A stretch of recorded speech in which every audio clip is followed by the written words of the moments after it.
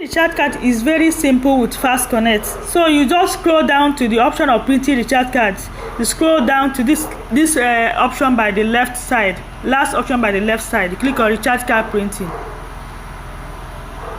It will open. So these are the pins available. So suppose we want to print MTN, so we'll just choose a network. Click on choose network. You select MTN. The amount, I want to print 100 naira MTN. Name on the card. FASTCONNECT is a very wonderful platform because it allows users to write their name on their card. You know, you see that people will say, I'm selling recharge card, but when you look at that recharge card, it's having another person's business name on it. So that means you're advertising for the person.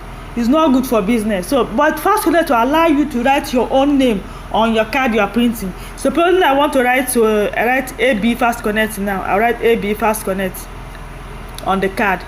Then quantity. Let me just select one recharge card. I want to print one card. I print on print, and I put my pin.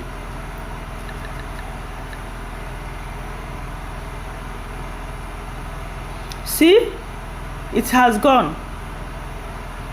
And let's see our recharge card. You see, because I'm printing one, that's why it's showing small, so you can see